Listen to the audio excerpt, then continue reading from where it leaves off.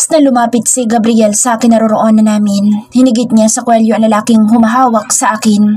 Sununtok niya iyon at tumalisik ang lalaki. Ang mga tauhan niya naman ay agad akong nilapitan. Tinulungan nila akong tumayo pero dahil sa panghihina ay napaupo ako sa sahig. Masakit at namumula ang aking magkabilang pulso dahil sa mahigpit na pagkakahawak sa akin ng tauhan ng kanyang ama. Masakit din ang aking pisngi at tila namamaga pa dahil sa paghampas na lalaki sa aking muka kanina sa table. Gabriel, tumigil ka na! Mapapatay mo siya! Kilabot ang namumuo sa loob ng bahay mula sa mga taong naroroon at walang magawa kung hindi ang panoorin ang nangyayari. Si Gabriel ay galit na galit habang binubugbog ang tauhan ng kanyang ama na nakahawak sa akin kanina. Pinipigilan na siya ni naman ng Dottie. Maging ang mga tauhan niyang sina Diego ay pinipigilan na siya pero walang magawa ang mga ito. Gabriel! Tinawag ng ama ni Gabriel ang kanyang pangalan subalit parang walang naririnig si Gabriel. Nakita ko ang dugo sa kamao niya. Dugo ng lalaking sinusuntok niya at wala ng malay. Ginawa ko ang lahat para makalapit sa kanya. Gumapang ako, tinawakan ko ang sapatos niya dahil yun lang ang kaya kong mahawakan ngayon. Gabriel! Buong lakas kong tinawag ang kanyang pangalan. Matapos kong banggitin ang kanyang pangalan, tumigil sa ere ang kamao ni Gabriel at hindi niya nagawang masuntok pa ang lalaki. Dahan-dahan siyang tumingin sa akin. Nagtaas din naman ako ng tingin sa kanya. Ayoko na dito, please. Ayoko na dito. Ayoko na talaga sa lugar na iyon. May kakaibang kilabot akong nararamdaman sa ama ni Gabriel and I don't feel good. Pero sinabi ko rin iyon. Umaasa na titigil siya sa ginagawa. Ibinaba ni Gabriel ang kamao niya. Marahas niyang binitawan ang lalaki na ngayon ay walang malay at basag ang mukha. Lumapit si Gabriel sa akin at hinawakan ako.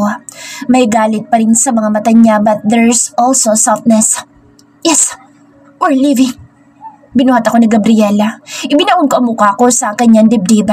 Naglakad na si Gabriel pero nang mapadaan kami kung nasaan ang kanyang ama, ay nakarinig ako ng boses. You're not going anywhere, Gabriel. Mag-uusap pa tayo. Sabi ni Michael Lardizabal. We have nothing to talk about after you don't hurt my woman, Dad. Mahigpit ako napakapit sa shirt ni Gabriela. Hindi ko inaasahan na sasabihin niya iyon sa kanyang ama. Nagpatuloy si Gabriel sa paglalakad. Hindi ko alam kung saan kami pupunta pero sasama ako basta makaalis lang dito. Ipinasok ako ni Gabriel sa loob ng kotse. Iniayos niya ako doon bago isara ang pinto. Nakita ko pa siya na nakikipag-usap sa mga tauhan. Halatang displeased din si Marvin habang nakikinig sa mga sinasabi ni Gabriel. Napahawa ako sa pisngi ko. Masakit pa rin iyon. Napansin ko rin na nagkasugat ako sa may gilid ng labi ko dahil sa impact ng paghampas sa akin kanina. Bumukas ang pinto sa kabilang bahagi ng kotse. Napatingin ako roon at nakita ko si Gabriel. Tumingin siya sa akin nang makaupo ng maayos. Napatitig siya sa pisngi ko kaya iniiwas ko iyon sa kanya. Let me see, Ayan. Sabi niya sa akin. Ayoko mang ipakita sa kanya, ginawa ko pa rin. Dahan-dahan ko ipinakita sa kanya ang namamaga kong pisngi. Napahugot ng malalim na paghinga si Gabriel bago ipikit ang mga mata. Kitang-kita ko doon ang frustration niya. I'm sorry, sabi niya at mas lumapit pa sa akin. Marahan niyang hinahaplos ang pisngi ko. Kung nagawa ko lang na maayos kaagad ang lahat sa penthouse, sana'y nailipat kaagad kita doon. Nagulat ako sa sinabing niya. Penthouse? Anong penthouse? I have a penthouse. Matagal ko nang hindi natitirhan. Simula kasi nang umalis si Dad, dito ko na sa bahay mas piniling tumira. Inayos ko muna para maging komportable ka doon. Medyo natagalan. Dad didn't tell anyone he is coming home today. Kumatok si Caleb, isa sa mga tauhan ni Gabriel sa bintana. Nakilala ko siya noong nakaraan. Binuksan ni Gabriel ang bintana at kinuhang ice pack na ibinigay sa kanya. Lumapit siya sa akin at marahang inilapat ang ice pack sa pisngi ko. Nabigla ako sa lamig nang maramdaman ko iyon. Akala ko idadalhin mo ko sa bahay namin. Sabi ko sa kanya. Napatingin siya sa aking mga mata habang patuloy siya sa paghaplos ng ice pack sa mukha ko. No, panimula niya. Sabi ko naman sa iyo na hindi ka aalis sa tabi ko. We're going to live in my penthouse for a while. May mga inaasikaso lang ako sa bahay ko. Tumaas ang isang kilay ko sa sinabi niya. Bahay mo? May sarili akong properties. Sagot ni Gabriel. Hindi ko lang masyadong ginagamit. Tumungutang ako at humahanga sa sinasabi niya kahit narinig ko na naman na ang tungkol doon noon. Natahimik kaming dalawa sandali bago ako muling magsalita. Alam ko na hindi ko ito dapat itinanong at hindi rin ako sigurado kung makakakuha ba ako ng sagot. Hindi ba maayos ang relasyon mo sa ama mo? Base sa sinabi niya, sa penthouse siya nakatira bago lumipat dito sa bahay nila nang umalis lamang ang ama niya. Hindi ka agad nagsalita si Gabriel. Akala ko tuloy nung una ay wala na siyang balak sagutin pa hanggang sa magsalita siya. We're on good terms. Hindi malayo ang loob ko sa ama ko. Gusto ko lang noon magsarili dahil I want to be free. I feel like living under the same roof as my father will rob me of my freedom. Marami pa akong gustong itanong sa kanya pero naisip ko na baka naman mapasubra ako at magalit ko lamang si Gabriel kaya hindi ko na sinundan ang tanong na iyon. Sumakay na si Diego sa kotse at ang driver. Nagsimula ng umandar ang sakyan. Nakaupo na ako na maayos at kahit papaano ay magaan na ang pakiramdam. Hinawakan ni Gabriel ang kamay ko kaya napatingin ako roon. Kinagat ko ang labi. Hindi ko mapigilang maging masaya doon. Hindi ako sanay na may nag-aalaga sa akin. Simula nang mawala si Mama, I was on my own. Kaya ngayong nararamdaman ko ito kay Gabriel ay nakakapanibago pero at the same time, masaya din ako. Inihilig ko ang ulo ko sa kanyang balikat. Hinayaan lang din niya ako na gawin ko iyon. Ipinikit ko ang aking mga mata. Are you sleepy? Napansin siguro ni Gabriel ang pagpikit ko ng mga mata kaya nagtanong ito. Umiling ako. Hindi naman ako inaantok pero dahil sa komportable kong posisyon ay hindi ko lang din maiwasan. Kung inaantok ka, matulog ka. I will carry you later.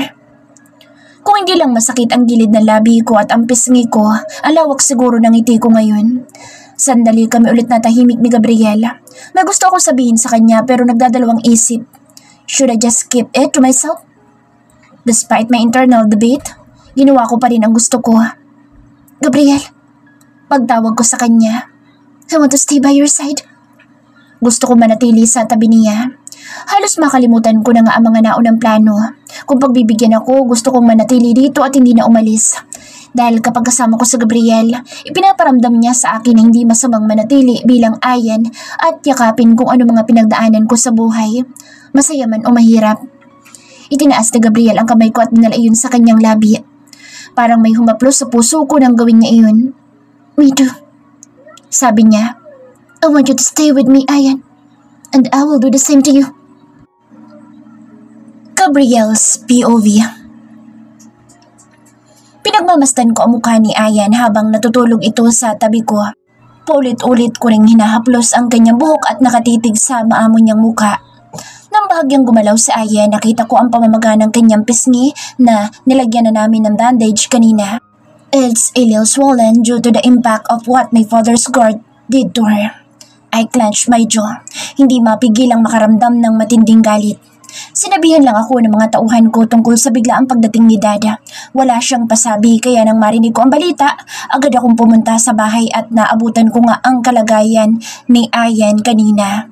Nagdilim ang aking paningin nang makita ko si Ayan sa ganoong kondisyon. Hindi ko napigilan at nabugbog ang tauhan ni Dada. Tanging ang boses lamang ni Ayan ang nagpabalik sa katinoan ko at nagawa kong itigil ang halos pagpatay sa lalaki. I felt guilty. Hindi ito mangyayari kung naayos ko kaagad ang mga dapat ayusin at naalis siya sa bahay namin. Nakita ko ang pag-ilaw ng cellphone ko. Ayoko man na umalis sa tabi ni Ayan ay umalis ako at kinuha ang cellphone sa side table. Nagsuot na rin ako ng isang t-shirt bago lumabas ng kwarto at basahin ang mensahe. It's from my father. We need to talk. Yun lang ang sabi niya. Alam ko na kailangan kong pumunta doon at kausapin siya. Madami siyang tanong sa akin lalo na sa katauhan ni Ayan. Bukas. Malalim na ang gabi at ayokong iwanan si Ayan. Lalo na at tila ba binabagabag siya na nangyari sa kanya. Maaaring may hindi magandang alaala siya na naisip dahil sa nangyari kanina. Make sure you'll be here tomorrow or I'll be the one visiting you, Cub. Bumuntong hininga ako. The last thing I want is for him to be here at makita ni Ayan. Halata naman na takot si Ayan sa aking ama. Lumingon ako kay Ayan na mahimbing nang natutulog sa kama ko. Muli akong bumuntong hininga bago nagdesisyon na lumabas ng kwarto. Paglabas ko, nakaabang kaagad ang mga tauhan ko. Maging si Marvin ay naririto. Naglakad ako papunta sa unang palapag at naupo sa sofa. Anong plano niyo, sir? Halata naman kay Sir Michael na ayaw niya kay Ayan. Sa ginawa pa lang nito kanina. Sabi ni Diego. Kilala na rin nila ang aking ama at alam ko na lahat naman ay takot dito. Well, except me. Hindi ako takot sa ama ko dahil alam ko na wala siyang gagawing ikapapahama ko. Kaya lang ako susunod ngayon sa kanya dahil alam ko na si Ayan ang may ipit sa sitwasyon ko. Kakausapin ko siya bukas. Panimula ko. Diego, I'll assign you to guard Ayan for now. Marvin, you too. Sabihan mo rin sina Karen at Angelo. I need you all to watch her closely. Hindi natin alam kung ano iniisip ni Dad. Tumingin ako kay Caleb. I don't want to pull them out lalo na at may mahalaga silang mission ngayon. But this is more important. Caleb, call them. Nung una ay para bang hindi maintindihan ni Caleb ang sinabi ko hanggang sa dahan-dahan na nanlaki ang kanyang mga mata. Huh? Nagulat ito nang mapagtanto kung anong sinabi ko. Pero sir, just do what I told you. Malalim ang naging paghinga niya. Bukod sa tatlong ito, may dalawa pa akong tauhan na wala rito. Those two are unhinged. Ako mismo ang nagturo sa kanila ng mga alam nila. I took them under my wings kaya maging sa Dad ay walang kakayahang pasunurin ang dalawa. Ako lang. And I think they are the best duo to protect Ayan kapag wala ako sa tabi niya.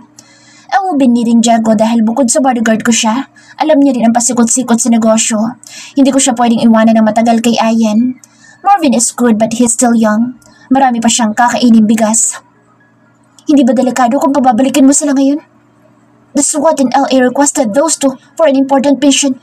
Kapag pinatawag mo sila, hindi kaya manganib ang mission ni... Pinutol ko ang sinasabi ni Diego. He's being logical but I don't care now. We will replace them immediately. Mas kailangan ko sila ngayon. Sagot ko. Hindi ba manganganib sa Miss Ayan mismo sa kamay ng dalawang iyon? Alam naman natin na sa'yo lang sila nakikinig, boss. Sabi naman ni Caleb at halatang nangangamba. At alam din nila na mismo ako makakalaban nila kapag may ginawa silang hindi maganda kay Ayan. Hindi na nila kinalaban pa ang desisyon ko. Tumango na lamang ang mga ito. Sa tingin mo ba ay may gagawin si Sir Michael sa kanya?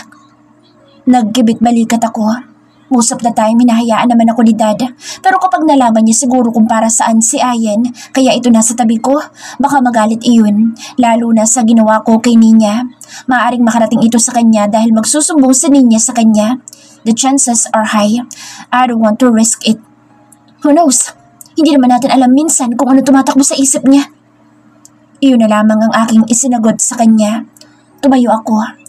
Ngayon na naibigay ko na sa kanila ang mga assignments nila, aalis na ako at babalik sa kwarto. Dad is not the type to instigate something. Most of the time, he's just observing people. Ganoon pa man, hindi ako makakampante. May mga bagay siyang ginagawa ng tahimik. He's known for being an iron fist. Mahigpit siya sa lahat ng bagay at hindi natutuwa kapag hindi umaayon sa kanya ang mga nangyayari. But he has a soft spot for me as I am the only family he has. Kaya nga madalas hindi niya ako pinipilit na gawin ang ayoko. Exception ang pagpapakasal kay Ninya because he want to have the Guzman's plantations. Kung magpapakasal ako, mapupunta iyon sa amin. The problem here is, mas nawalan ako ng ganang magpakasal kay Ninya dahil kay Ayan. I can't see myself leaving this woman. Tumigil ako sa may gilid ng kama at pinagmasdan si Ayan na mahimbing pa ring natutulog. Madilim ang ekspresyon ng mukha ko. Halos tawanan ko ang sarili dahil I was never this obsessed with anyone before. Naupo ako sa kama at inalis ang hibla ng buhok niyang nakakalat sa kanyang mukha. You don't know what you did to me, Ayan. Hinapos ko ang pisngi niya. Dahil maging ako, hindi ko rin maintindihan. Pakaramdam ko ay gumawa ako ng patibong pero sa huli ay ako rin ang nahulog sa patibong na iyon at ngayon ay hindi ko alam kung paano ako makakawala. Whenever I am with Ayan, I feel a comforting feeling. Right now, I am not quite sure what these feelings are. Pero isa lang sigurado ako.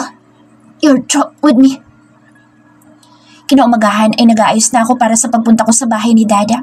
Pagdaan ko sa bedroom na abutan ko nagising na si Ayan kaya isinuot ko ang ngiti ko. Good morning. Pagbati ko sa kanya. Halatang inaantok pa siya dahil sa kanyang mga mata. Tumingin siya sa akin at tipid na ngumiti. Good morning. Pinagmasdan niya ang ayos ko at tila tuluyang nagising. Saan ang punta mo? Nagdadalawang isip ako kung sasabihin ko sa kanya. Uuwi lang ako sa bahay. Kailangan akong kausapin si Dad. Nag-iba kaagad ang ekspresyon ng mukha ni Ayan. Hindi man niya sabihin, alam ko na nangangamba siya. I caressed her hair. Don't worry. Nothing's going to happen to you. I'll make sure of that. Hindi naman yun ang inaalala ko. Paano kung sa'yo may mangyari habang nandoon ka? Ikinabigla ko iyon. Kailan ba ako nakarinig ng mga salitang may genuine na pag-aalala sa akin? Dahan-dahan akong umiti sa kanya. But my smile is a little too honest than my usual ones. Walang mangyayari sa akin, I assured her. Tinangkang bumangon ni Ayan pero pinigilan ko siya. Saan ka pupunta? Tiningnan ako ni Ayan na akala mo ay naguguluhan. Mag-aayos na rin. May pasok ako ngayon. No, stay here and rest. Kailangan mo pa magpahinga. Umawang ang labi niya. Pero may klase ako. May mga notes akong kailangan kunin dahil malapit na exams. Ako na bahala doon. Just rest for today. Bumagsak ang balikat ni Ayan. Hindi na siya nagprotesta dahil mukhang napagtanto din ito na kailangan niya nga magpahinga. Bago ako umalis, sinawakan ko ang likod ng ulo niya at tinalikan ng noo niya. I'll be back later. I never did that forehead kissing someone. The act is too intimate, like you're giving the other party consent to have a hold on you. Pero nang kay Aya na, hindi ko lang mapigilan. Papunta na ako sa elevator. Nakasunod sa akin ang mga tauhan ko. Habang naglalakad ay pinapaalalahanan ko sila ng mga dapat nilang gawin. Marvin, pagtawag ko rito, go to school, attend your classes and make sure you take notes for Ayan. Yes, sir. Sumakay na kami ni Caleb sa loob ng elevator at naiwan si Diego. Tumango ako sa kanila. I trust her to you. Sabi ko bago tuluyang sumara ang pinto ng elevator. I called the duo, sir. Sabi ni Caleb. Nasa loob na kami ng kotse at papalabas na ng parking lot. Uuwi daw sila sa lalong madaling panahon. Tumango ako kay Caleb. Good. Tahimik ang naging biyahe namin papunta sa bahay. Habang nasa biyahe ay nagtatrabaho din ako. Ang problema, hindi ako gaanong makapag-focus dahil iniisip ko si Ayan. Kailan pa ako naging ganito sa babae? Ayoko mang isipin, dahan-dahan na tila nagkakaroon ako ng nararamdaman para kay Ayan. Nagkakaroon ito ng soft spot sa akin na hindi naman dapat. I don't like this feeling. Ipinikit ko ang aking mga mata at hinilot ang bridge ng ilong ko. Isinara ko ang aking laptop at nanatili na lamang na nakahilig sa backseat at nakapikit. Nakarating kami sa bahay na nasa ganoong posisyon pa rin ako. Bumukas ang pinto ng kotse at lumabas ako. Binati ako ng mga tauhan ni Dad. It's been a while since nakita kong ganito ang bahay. Punong-puno ng tauhan ni Dad imbis na tauhan ko. I wouldn't underestimate Dad's men. Lahat sila ay galing din sa military at Air Force. May mga proper training. Diretso ako sa front door. Naabutan pa nga ako ni Nanay Dodie. Kab, ano ba talaga nangyayari? Nag-aaway na naman ba kayong dalawa ng dad mo? Hindi naman kami madalas mag-away ni Dad at never pa kaming nagtalo ng dahil sa babae. Wala naman kasi ako ipinapakilala sa kanya. Don't worry about it, Nanay Dodie. Tinapi ko ang balikat niya bago ako nagdesisyon na umalis at pumasok sa loob. Naabutan ko si Dad sa entertainment room. Dito ako itinuro ng kasambahay na magtanong ako kung nasaan si Dad. Nakita ko siya na naglalaro ng chess. Ang kalaban niya ay si Alfred, ang kanang kamay niya. Kahit nang makapasok ako, hindi ako nilingon ni Dad. Alfred, on the other hand, acknowledged my presence and greeted me with respect. Checkmate, sabi ni Dad kay Alfred. Dad, pagtawag ko sa kanya, napatigil siya sandali at dahan-dahan na lumingon sa akin. Malamig ang ekspresyon ng kanyang mga mata. Hindi na yun bago sa akin. Ganito na naman siya noon pa man. Hindi nagsalita si Dad at tinapos ang laban nila ni Alfred sa chess. Tumayo si Alfred at magalang na nagpaalam sa amin.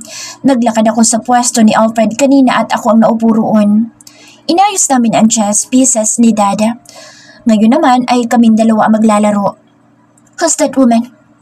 Akala ko'y matatagalan pa bago siya magsalita. Mukhang nagkamali ako. That's none of your business, is it? Nang maayos namin ang chess pieces, nagsimula na kami maglaro. Nakapuko lang aming mga atensyon sa chess pieces pero nagpapatuloy kami ni Dad sa pag-uusap. When did you start having an interest in a woman, Gabriel? You usually don't care about them. After using them, you throw them away. Ano nangyari ngayon? Mahinahon si Dad. Hindi si Dad yung mahilig magtaas ng boses pero mararamdaman mo sa pagsasalita niya kung galit ba siya o totoong kalmado. I heard her. She's just my employee. I had to lie. Hindi ko gusto na malaman ni Dad that Ayan is starting to carve her way to my heart na akala ko'y matagal nang wala. Kapag nalaman niya, who knows what he'll do. What kind of job? Tumaas ang kilay ko na iginalaw niya ang queen niya. Dad is good at playing chess. Siya ang nagturo sa akin and eventually, I defeated him. Baby maker. Iginalaw ko ang bishop ko at kasabay nito ay natigilan si Dada. Hindi ko alam kung dahil ba sa sinabi ko o dahil malapit ko na siyang ma-checkmate. What? Bahagyang tumaas ang boses niya. You heard me, Dad. Why would you hear something like that? Alam ko na iritado na siya dahil doon. Because I want to. Wala akong balak na magpakasal. Alam ko na nakatingin si Dad sa akin kahit na hindi ko siya binabalingan ng tingin. Akala ko binapag-usapan na natin ito. Hindi naman ako nagbigay ng sagot. Sabi ko sa kanya. Pinanliitan ako ng mata ni Dad. Ginalaw ko ang night ko. Napangisi ako na makitaan ng butas ang ginawa ni Dad sa side niya. You manipulative bastard! Sabi niya at ginalaw ang roof niya. Lalong lumaki ang isi ko. Well, hindi mo ako magiging anak kung hindi ako kasing manipulative mo, hindi ba? Ginalaw ko ang queen ko at napangisi dahil sa nangyari. Checkmate, sabi ko. Tumingin si Dad sa chessboard. Umigting ang kanyang panga. Wala na siyang kawala. I made sure of that. I don't like the idea, Gabriel. Hindi maganda na makikihalubilo ka sa mga ganong klaseng babae. You'll end up getting hurt. Sumandal ako at pinag-cross ang aking tuhod bago tumingin kay Dada. Nanatili ang ngisi ko sa kanya. Hindi ako masasaktan kung hindi naman ako mahuhulog sa sariling patibong. You know, I am incapable of feeling that shit, Dad. I felt that betrayal firsthand. I won't be careless. Umiling si Dada. Alam ko na hindi niya pa rin gusto ang ginagawa ko. Leave her. Sabi niya. No. Sabi ko. That's not for you to decide, Dad. Umalis ako sa pagkakahilig ko sa backrest at matamang tinignan ng ama. And if you dare touch her again, ako mismo makakalaban mo. You don't want that, right? After all, I am the only kin you have. Sinasabi mo sa akin na hindi ka ma-attach sa kanya. But look at you, son. You look like someone who's obsessed with her. Ako naman ang napaigting ang pangadal sa sinabi niya. He can see through me. Just let me do my thing, Dad. Hindi kita babanggain kung hahayaan mo ako. Inayos ko na ang sarili ko at handa nang umalis. Just make sure you hold your guards and never let anyone break those high walls of your son. Alam mo kung anong kinahantungan ng lahat noon. Bumigat ang aking paghinga dahil sa sinabi niya. Tinalikuran ko na si Dad. Hindi ko gustong ipakita sa kanya na naapektuhan ako ng pag-uungkat niya sa nakaraan. I won't. My heart has long been shattered. I am nothing but an empty shell right now. Unable to feel anything. Don't worry. What I have with that woman is purely business. Hindi na nagsalita si Dad kaya umalis na ako. Alam ko na hindi pa rin doon magtatapos ang pangingialam niya sa buhay ko kaya hindi dapat ako makampante.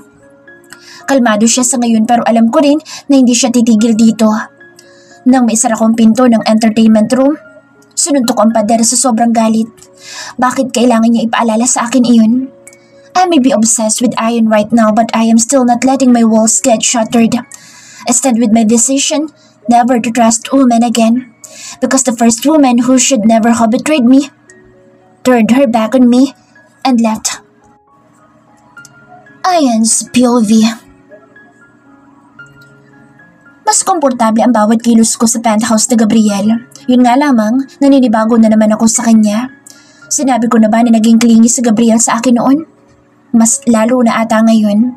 Minsan ay kahit nagtatrabaho siya sa kanyang study room, pinapapunta niya ako roon just to cuddle at kapag nadala kami sa sitwasyon, mauuwi sa sex. Minsan nagtataka ako kung paanong hindi pa ako nabubuntis sa lahat ng ginagawa namin ni Gabriel. Then, naalala ko yung side effect ng pinainom na gamot ni Dr. Rina sa akin noon. Iba na rin ang OB-GYN ko. Hindi na si Dr. Rina. I heard na walan siya ng lisensya dahil sa reklamo sa kanya na alam ko naman na si Gabriel lamang din ang nasa likod ng lahat. For some reason, nagagawa ko na rin makapagtanong tungkol sa pribadong buhay ni Gabriel. Pakiramdam ko ay totoong couple na kaming dalawa. Hindi mawala ang ngiti ko.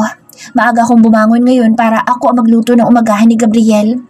Hindi niya naman ito ipinag-uutos pero natutuwa ako sa tuwing nagagawa ko ipaganda siya ng pagkain, lalo na't nakikita ko ang tunay na ngiti sa labi niya kapag kinakain ang luto ko. Sinabi ni Gabriel noon na kukuha siya ng kasambahay para dito sa penthouse. Sinabi ko naman na hindi na kailangan dahil kaya kong kumilos. Kahit ako na sa mga gawaing bahay. May pupuntang housekeeper dito from time to time. You should focus on your study. Yun ang kanyang mga salita. Pinupuntahan din ako ni Christine. Gusto niya sanang samahan ako dito pero sabi ko ay okay lang kung mananatili siya doon. Ayoko naman na madamay pa siya sa kung anong galit ng ama ni Gabriel sa akin kung meron man. Habang nagluluto ako, may kamay na pumulupot sa aking bewang mula sa likod. Kumurba kaagad ang ngiti sa aking labi dahil doon. Alam ko kaagad kung sino ito, hindi pa man ako tumitingin. Good morning. Pinaulanan niya ng halik ang aking balikat at leeg. Lalo tuloy lumawak ang ngiti ko. Are you making breakfast? Ang lalim ng boses niya but it was also gentle. Something so rare for anyone to hear. Sa ilang buwan kong kasama si Gabriel, alam ko na hindi siya ganito makipag-usap. Hindi siya malambing na tao. Kaya lubos ako nagagalak na ganito siyang umakto kapag sa akin. Yep. Sagot ko. Sabado ngayon kaya wala akong pasok. Naalala ko pa nung isang beses na hindi ako pumasok sa school. Pag-uwi ni Marvin ay ibinigay niya sa akin ang notes niya. Pumasok ako sa school dahil utos ni boss. Alam niya na mag-aalala ka sa mga namimiss mong klase. I've written down all the notes. Kung may tanong ka, I will gladly answer them. Hindi ko makakalimutan iyon. Siguro sa iba ay maliit na bagay lamang iyon pero hindi maipagkakaila na big deal ito sa akin. Dahil sino mag-aakala na mapapansin ni Gabriel na nag-aalala ako sa mga klaseng hindi ko mapapasukan at inutusan niya si Marvin na pumasok kahit ang trabaho nito ay bantayan at protektahan ako. What are you cooking? Yakap-yakap niya pa rin ako mula sa likod habang nakabaon sa aking leeg ang kanyang mukha. Nararamdaman ko roon ang mainit niyang paghinga. Pancakes and bacon. May eggs din akong niluto. Sabi ko sa kanya. Gusto mo bang ipagtimpla kita ng kape? Tumango si Gabriel at binitawan ako. I will finish the cooking. Please, prepare my coffee. I like it when you make it for me. Humarap ako sa kanya at sinalubong ako ng namumungay niyang mga mata. May kung ano ka atang nilalagay sa kape ko. Yung timpla mo ang hinahanap-hanap ko. Tumawa ako at mahina siyang hinampas sa braso. See, masyado na talaga akong komportable kasama siya. Nakakatakot na masanay ako sa ganitong buhay. Ginawa ko ang kape ni Gabriel habang siya ay nagluluto. Para talaga kaming normal na couple lang. Kung hindi mo isipin ang kontrata ay parang ganoon na nga kami. May plano ka ba ngayon? Kumakain na kami ni Gabriel ng umagahan. Nagtaas ako ng tingin sa kanya dahil sa tanong niya. Wala naman. Baka dito lang ako sa penthouse mo. Hindi kaagad nagsalita si Gabriel. Uminom ako ng tubig. Maya-maya pa ay nagsalita siyang muli. Do you want to go out with me? Nabulunan ako sa sinabi niya. Nabigla akong masyado dahil sa dami ng lalabas sa bibig niya. Isa ito sa hindi ko inaasahan. Are you okay? Munti ka na lumapit si Gabriel sa akin nang pigilan ko siya. Ayoko naman sabihin na nabulunan ako dahil sa mga sinabi niya. You mean, a date? Akala mo ay nagtatatalo ng mga paru-paro sa akin dyan dahil doon. Gusto ko na sanang matuwa pero sinabi ko na huwag muna. Baka mamaya ay madismaya lamang ako. Yes, sabi ni Gabriel. I have no meetings today. Naisip ko na mailabas ka naman. Hindi pa natin nagagawa iyon. May kung ano sa tiyan ko. Alam mo yung pakiramdam na gusto mong masuka dahil sa excitement? Ganoon na ganoon ang nararamdaman ko. Oo naman. Napalakas ang pagkakasabi ko noon. Hindi naman halatang gustong gusto ko siyang makasama, no? Kinagat ko ang labi ko. Gusto kong magpalamon sa sahig dahil sa masyado kong pagkatuwa sa alok niya. Ngumiti si Gabriel. Alright, we'll be leaving at 10 a.m. Is that okay with you? Tumangutango ako sa kanya. Malawak ang aking ngiti doon at hindi maipagkakaila ang excitement. Mabilis akong pumasok sa loob ng kwarto matapos kong ilagay sa dishwasher ang mga pinagkainan namin ni Gabriel. Pumasok ako sa closet na patigil nang mapansin ang damit ni Gabriel na naririto rin. Halos makalimutan ko na magkasama na nga pala kami ngayon sa kwarto. Nang lumipat kami dito sa penthouse, ikinagulat ko noong sinabi ni Gabriel na sa master's bedroom ilalagay ang mga gamit ko. Sa kwarto kung saan din siya mananatili. I asked him why. Sinabi niya sa akin na gusto niyang makasama ako maging sa pagtulog. Namili ako ng damit ko. Iniisip ko pa kung ano susuotin ko. Dapat ba ako mag-dress? Maraming damit si Gabriel na ibinigay sa akin ngunit hindi ko pa nagagawang isuot. Napili ko ang isang pink na dress. Tinitigan ko ito at nagpasya na ito na lamang ang isuot. Pumasok ako sa bathroom para makaligo na. Si Gabriel kasi ay may tinatapos lang sa study room niya. Naghanda na ako at inayusan ang sarili. Hindi ako magaling mag-makeup kaya kinailangan kong manood ng mga videos. May mga gamit naman ako dahil binili din ito ni Gabriel. Sayang lang din talaga at hindi ko naman nagagamit. Pinagmasdan ko ang sarili sa salamin. Mukha namang maayos ang aking ginawa. Nang makontento ako'y lumabas na ako ng kwarto. Nakasalubong ko si Caleb at ngumiti siya sa akin at binati ako. Naghihintay na po si sir sa parking. Pinapasundo niya po kayo. Tumango ako sa kanya at sumunod papunta sa elevator. Sa 3 tauhan ni Gabriel na nakilala ko na parating nakadikit sa kanya, si Caleb yung madalang kong makasama. Matagal ka na bang nagtatrabaho kay Gabriel? Hindi ko mapigilan ang magsalita. Masyado kasing tahimik at hindi ako komportable. Matagal-tagal din kaming nasa loob ng elevator dahil ilang floors ang building. Oo, sagot niya. Simula bata ako. Napatingin ako kay Caleb. Nakangiti siya sa akin. Yung ngiti na maging mata niya ay nakasmile din.